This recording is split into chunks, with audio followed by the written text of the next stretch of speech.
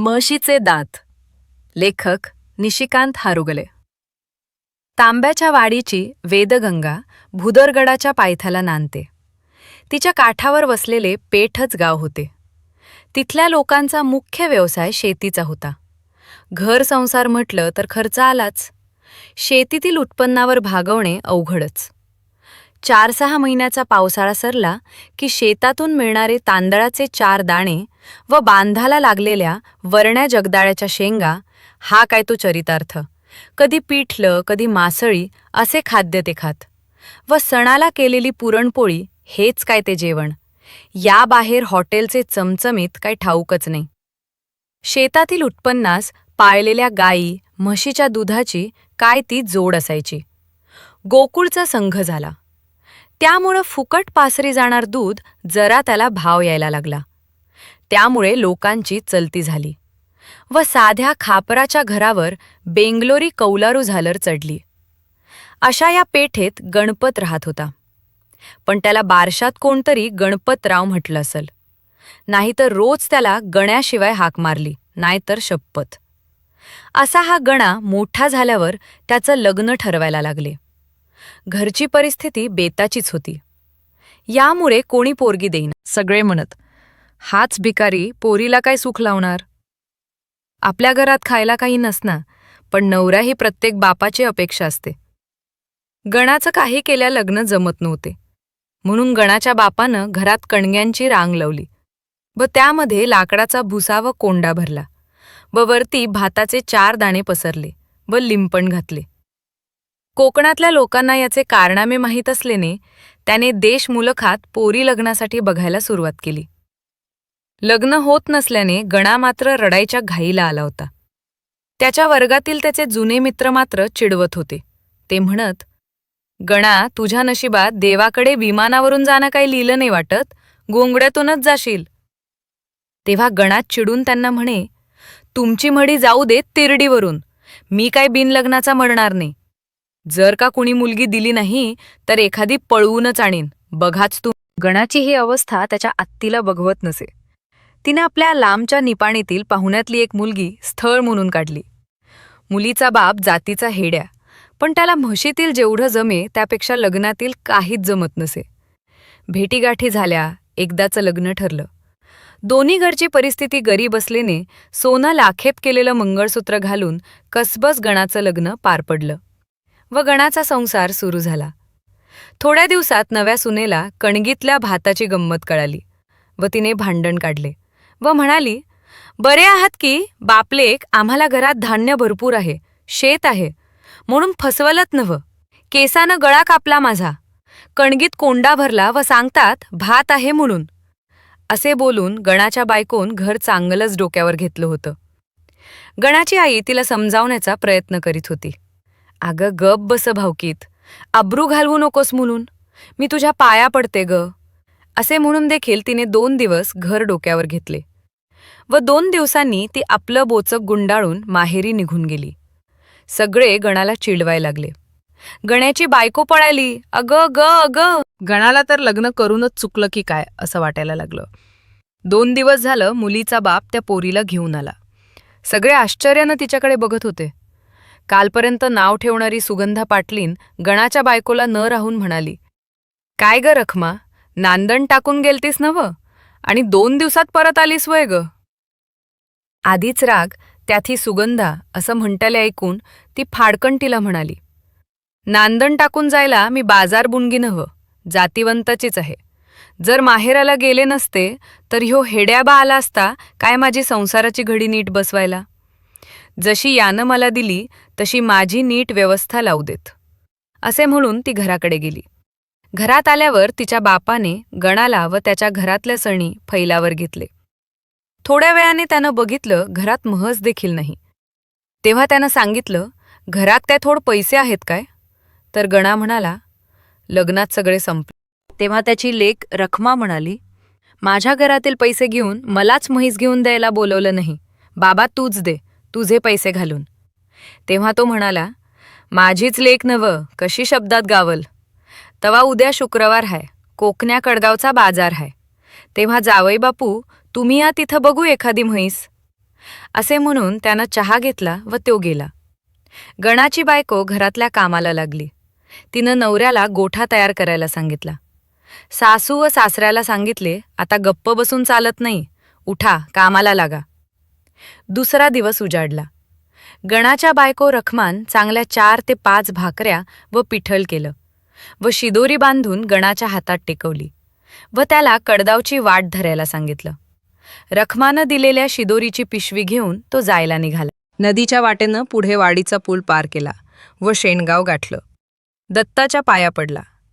नंतर कुंभारवाड्यावर गेल्यावर त्यानं मिळेल त्या वाहनाला हात दाखवत तो कडगावच्या पेठत पोहोचला.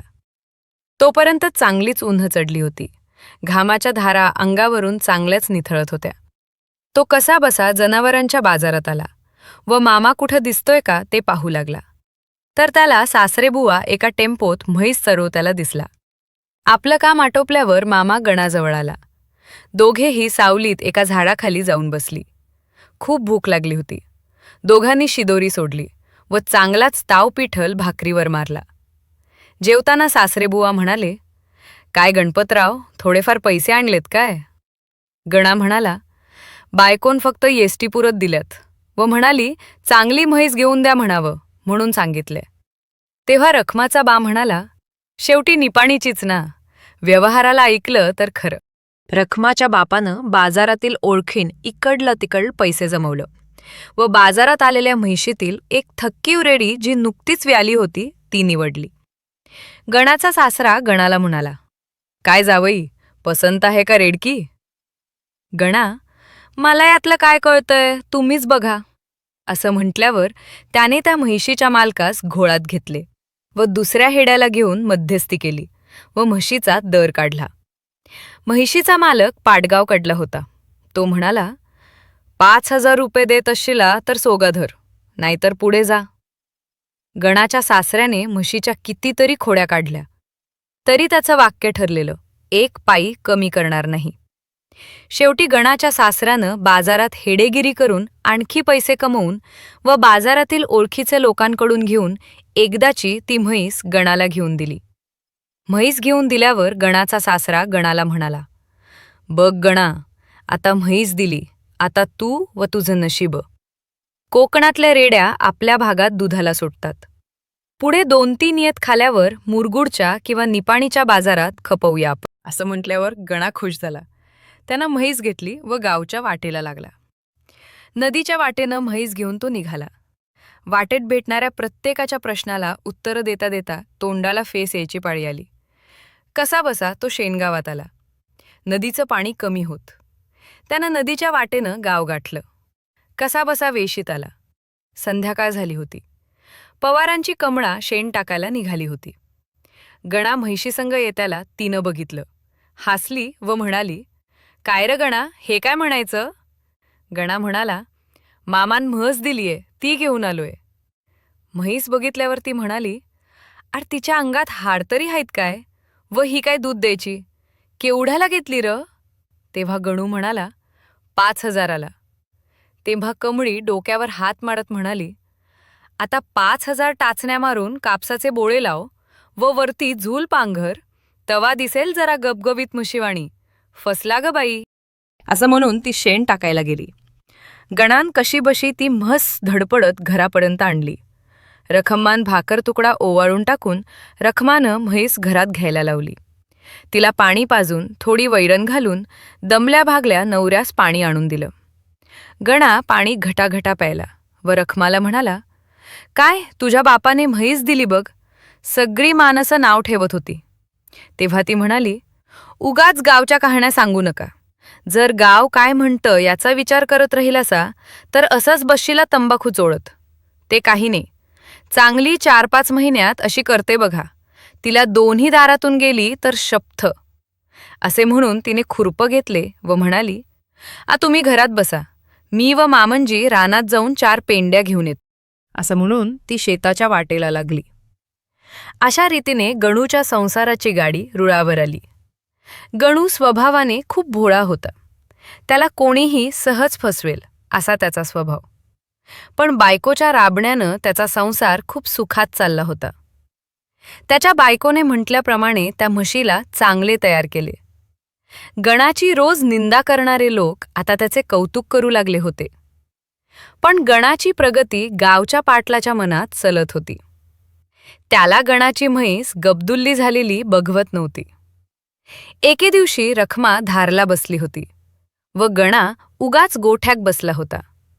तर त्याचं लक्ष त्या रवंथ करणाऱ्या म्हशीकडे गेला. तेव्हा त्याला म्हशीच्या वरच्या बाजूला एक पण दात दिसला नाही. तो विचार करायला लागला की म्हशीला वरती एक पण दात दिसत नाही. आज पटोर म्हैस कशी वैरण खाते, दूध देते? वरच्या बाजूला तर एक पण दात नाही. बापरे, मामानं माझ्या गळ्यात दात पडकी म्हस बांधली वाटतं. तो बायकोला म्हणाला, काय ग रखमा, मामानं पैसे दिले नाही म्हणून दात पडकी म्हस बांधली वाटतं. बघ की जरा, तिला वरती एक पण दात नाही. गप बसा, उगीचं काय पण बोलत्यासा.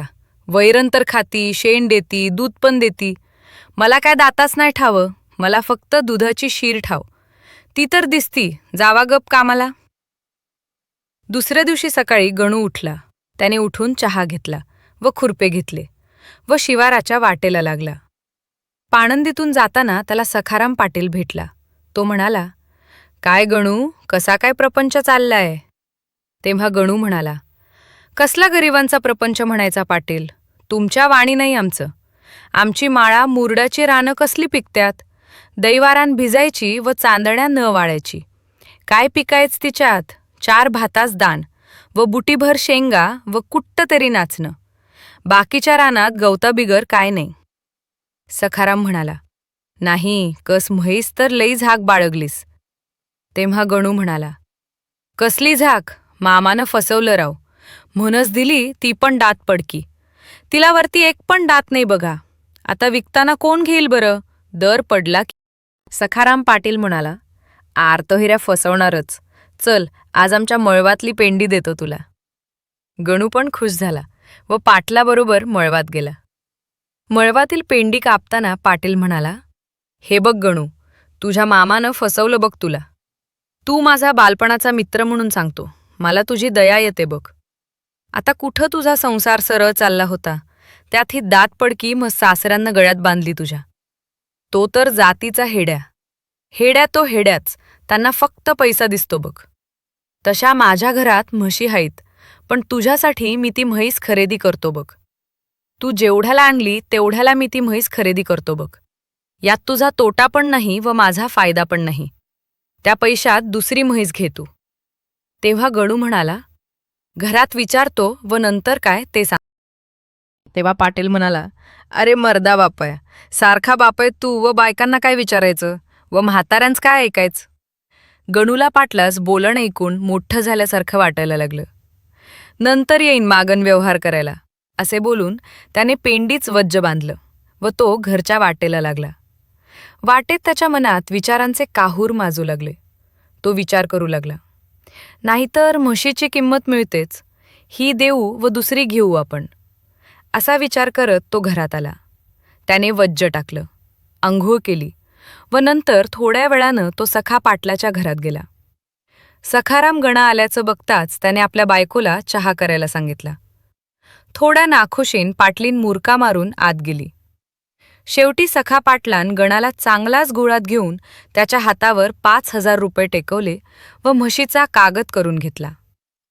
थोड्या वेळानं रखमा व म्हातारा शेताला गेल्यावर त्यानं गणूच्या दावणीची म्हस सोडून आणली. गणूला अवघडल्यासारखं झालं, पण पुन्हा विचार केला की दुसरी घेता येईल. संध्याकाळ झाली. रानात गेलेली माणस घरला निघाली. गणूच्या बापाला घरला येताना वाटेत शिंद्याचा म्हादू भेटला. तो गणूच्या बापाला म्हटला, काय राव, म्हैस विकणार माहीत असत तर मीच घेतली असती, त्या पाटलाला कशाला दिली? काय, म्हैस कोण म्हणत दिली? घरला जा, तुझ्या पोरग्यानंच दिली. काय म्हणतोस, मला काय माहीत नाही यातलं. म्हणजे पोरगं मोठं झालं वय व्यवहार करायला. तू बस आता कोपऱ्यात, जा घरला, असे म्हणून तो निघून गेला. म्हातारा लगबगीन घरला आला. त्याने गोठ्यात म्हस बघितली. म्हस गोठ्यात नव्हती. तो तडक घरात आला व गणाला म्हणाला, गण्या, म्हस कुठं हाय? गणा, विकली. का विकलीस? कुणाला विचारून तुझं टकोर तर फिरल नाही नो? म्हातारा चाचपडत बोलला. तेव्हा गणू म्हणाला, तिचं दात पडलं होतं. तेव्हा म्हातारा म्हणाला, तरण्या रेडीच कधी दात पडलत काय र? तेव्हा गळू म्हणाला, हे बघ बा, मला थोडी तरी अक्कल हाय. उगाच कालवा करू नकोस. उद्या दुसरी घेऊ. तेव्हा गणूचा बाप म्हणाला, तसली म्हैस परत मिळा ठेवलीये तुझ्या बापानं. लगीन झालं म्हणजे शेणा झालास. तेव्हा गणू उठला व परसदारी रागात निघून गेला. थोड्या वेळानं गणूची आई व बायको रानातून आल्या. त्यांना जेव्हा हे कळलं तेव्हा त्यान गणूला खूप बोलल्या. शेवटी गणू रागान दोरी घेऊन फासलावाय निघाला. तेव्हा सगळी गप्प झाली. म्हातारी म्हणाली, जाऊ दे, दुसरी घ्या. पण माझ्या पोरान काय करून घेतलं तर मी कुणाकडे बघू असल्या भावकीत? मी हाडाची काड करून संसार केला. कुणासाठी? याच्यासाठी. सोडा विषय तो. म्हाताऱ्याने दूम काढला. म्हैस कुणाला दिली याचा. त्याला समजले की सखा पाटलाकड म्हस हाय. तेव्हा त्यानं ओळखलं, सख्यानं फसवलं माझ्या गणाला. रात्री म्हाताऱ्याला जेवण गोड लागलं नाही. तो नुसता अंथरुणावर तळमळत होता. भक्तायला तो उठून बसला. त्याच्या लक्षात आले की शिंद्याची लक्ष्मी आपल्या माहेरला यमगरणीला जाणार आहे. तो तडक तिच्या घरला गेला व त्याने सर्व हकीकत लक्ष्मीला सांगितली व रखमाच्या बापाला तेवढा निरोप द्यायला सांगितलं. लक्ष्मी म्हणाली, म्हाताऱ्या, तू काळजी करू नकोस. मी सांगते रखमाच्या बापाला. त्या सखा पाटलाच मडं बसवलं ते. भाड्या कोणत्या येळला उपाजलाय देवा महादेवाला ठाव. सगळ्या गावाला खाऊन भुजंगावानी बसलाय करीट खाऊ मेला. तेला बुडिवला वेदगंगेत. असे म्हणत लक्ष्मी चुलिवला चहा म्हाताऱ्याला देऊ लागली. तेव्हा म्हातारा म्हणाला, नको मला चहा काय. काही पण गॉड लागत नाही बघ. या पोरान ह्यो बाजार मांडलाय. माच काम एवढं कर. असे बोलून तो घरी आला. लक्ष्मी गावाला गेली. ती निपाणीत रखमाच्या बापाला निरोप पोचवला. दुसऱ्या दिवशी सकाळी भगटायला रखमाचा बाप पेठत हजर झाला व घरात आल्या आल्या त्यानं गणा कुठे विचारलं. गणा लगेच हजर झाला. गण्या, म्हस कुणाला विकलीस व का विकलीस? गणा जरा घाबरूनच बोलला, सखाराम पाटलाला. का विकलीस असे विचारताच गणू म्हटला, दात पडकी म्हस माझ्या गळ्यात बांधल्यासा व आता मला विचारता होय? तेव्हा सासरा म्हणाला, काय दात पडकी? आर पडवडीची रेडी घेऊन दिली होती तुला व दात पडकी म्हणतोस वय? तेव्हा गणू म्हणाला, नाहीतर काय, त्या म्हशीला वरती एक पण दात नव्हता. कोण पुढे विकत घेणार? शेवटी विचार केला व दिलेलं तेवढं पैसे परत मिळतात म्हटल्यावर विकली सखा पाटलाला. असे म्हटल्यावर रखमाच्या बापानं डोक्यावर हात मारून घेतला व तो म्हणाला, तुझ्या बापाने तरी लावले होते काय म्हशीला वरती दात? व विकत घेणारा काय बचाळी बसवणार आहे का? जा, उठ व गावातल्या सगळ्या म्हशींना बघून ये, वरती दात आहेत का ते. कुठली अवदसा सुचली व तुझ्या पदरात पोरगी बांधली माझी. गणा उठला व शेजारच्या शिंद्यांच्या गोठ्यात गेला. त्यांच्या गोठ्यातील म्हशीचे दात पाहण्याचा प्रयत्न त्याने केला, तर त्याला रवंथ करताना म्हशीचे फक्त खालचेच दात दिसले. वरती दात नव्हते. त्याने डोक्याला हात मारला व तो घरी आला व रडू लागला. रखमाच्या बापानं गणाची समजूत काढली. तो म्हणाला, माणूस चुकतोच, झालं गेलं गंगेला मिळालं. इथून पुढं शान व्हायचं, ते 5,000 आण. आणखी काही जोडणी करा. आता मी एक पायी घालणार नाही. तुला दुसरी म्हैस घेऊन देतो. येत्या बाजारात तुझ्या घरात दुसरी म्हैस बांधतो. पण इथून पुढं तरी मला विचारल्याशिवाय व्यवहार करायचा नाही. गणाच्या बायकोने म्हशीच्या दुधातून साठलेलं 2,000 रुपये दिवळीतल्या गाडग्यात साठवले होते. ते बाबाकडे दिले व म्हणाली, मी पण खुळ्यासारखंच केलं. तुला विचारायच्या आधी या बाबाला व्यवहार करू दिला. तेच माझं चुकल. इथून पुढे सावध राहीन. आता मला काय पण कमी नाही बघ तुझ्या आशीर्वादाने. पण तेवढी म्हैस आण बाबा. बोलून ती त्याच्या पाया पडली. रखमाचा बा जाताना वाटेत सखा पाटलाला वाटेत दिसल्यावर म्हणाला, माझ्या भोळ्या जावयाला फसवून काय मेल्यावर मड्यावरण घेऊन जाणार आहेस काय? तुला पण कोणतरी भेटलं सवई. दुसऱ्याचं वाईट केलं की देव आपलं पण करतोय. एवढा जातीचा हेड्याचा धंदा करतोय. पण बाजाराक पत आहे माझी. घेतलीस म्हैस नवं घे.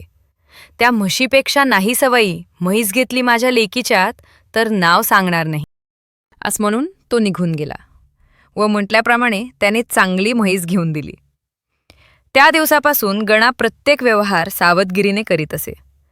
पाटील व त्याचे मित्र गणाला चिडवत असत, पण हा काही बोलत नसे, गप्प राही. पण त्याच्या मनात पाटलाचा राग होताच.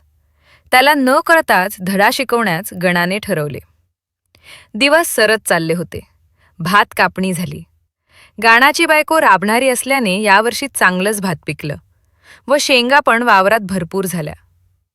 म्हशीमुळे व राबणुकीमुळे घर खर्च भागून 4 पैसे पण साठाय लागले होते. गणाने मात्र सखा पाटलाची धुंदी उतरायचा चंगच बांधला. वैरण कापणी सुरू झाली. आपल्या वावरातलं पयान कापताना गणा मनातल्या मनात हसला, कारण त्याच्या मनात पाटलाची खोड मोडायची युक्ती सुचली होती. भात कापणी झाली. शेतं नांगरून पडायला लागली. गणानं पण आपलं शेत नांगरलं, पण माळधावणी असल्याने त्याने त्यात काही टाकल नाही. सखा पाटलान मात्र आपल्या शेतात हरभरा व मसूर टाकली होती. दिवस सरत चालले. हरभऱ्याला घाटे धरून काढणीस आला. एके दिवशी सखा पाटलाची बायको दारात उभा राहून शिवा देताना दिसली. तेव्हा रखमा पाण्याला गेली होती. घरात आल्यावर ती सासूला म्हणाली, सासूबाई, सखा पाटलाचा हरभरा कुणी उपटून नेला म्हण. रखमाची सासू म्हणाली, नेऊ देत, भाड्याचं आमच्या पोराला फसवलं, असंच जायचं. गणा मात्र शांत होता. 7-8 दिवसांनी गणा बायकोला म्हणाला, चल जरा डोंगराकड, शेतात काम आहे. तर ती म्हणाली, पयान पण कापून रचलं, आता काय काम तिकड. तेव्हा गणा म्हणाला, चल गप काम आहे. तशी घरातलं काम आवरून नवऱ्याच्या मागणं शेताला निघाली. शेतात गेल्यावर त्याने 2 व्हळीमधील उन्हात घातलेला हरभरा काढला व तिला एक टोणका झोडायला आणून दिला. तेव्हा ती म्हणाली, हा हरभरा कुठला. तेव्हा गणा म्हणाला, तू आंबे खा, झाडे मोजू नको. ती म्हणाली, असं कोणाचं चोरून खाण्यापरीस उपाशी मरीन मी. तेव्हा गणा रखमाला म्हणाला, लई खऱ्याची पुतळी आहेस बघ. हा हरभरा त्या सखा पाटलाचा आहे. माझी म्हस फसवून घेतो काय. आता खा म्हणावं हरभरं, तू राब, मी खातो. आवती पाटलीन लई शिवा देत होती. पांडुरंग बघून घेईल चोराला. तुम्हाला हे धंदे करायला कुणी सांगितलं. रखमा बोलली. गणा म्हणाला, रखमा, तू लई साधी आहेस. हा भोळापणा सोड. मी केला तेवढा गाढवपणा पुरे. त्या पाटलाची घमेंड आता अशीच जिरवायची. कडकडनं कुरण खायचं, त्याला कळूच द्यायचं नाही. तू गप्प बस. मी नाही त्या 5,000चे 10,000 केले तर नावाचा गणा नाही. मला फसवतो काय. दरवर्षी पाटलाच्या शेतातील हरभरा, कधी ज्वारी, कधी मुगाच्या शेंगा, असं काही ना काही चोरीला जायला लागलं. गणानं असे दरवर्षी 1,500 मिळवत म्हैशीच्या 8 दाताचे 8-10 हजार मिळवले व पाटलाची चांगलीच मस्ती उतरायचे काम या भोया शंकराच्या गणाने केले. तात्पर्य: आपण कोणाला तरी फसवले तर आपल्यालाही कोणतरी फसवू शकते. टिप: सध्या म्हैशीचे दर जास्त आहेत. हा दर 2008 ते 9 सालचा आहे. नाहीतर 5,000 रुपये घ्याल व जाल बाजारात म्हस द्या म्हणून खुळ्यात काढतील. तुमचा शुभचिंतक.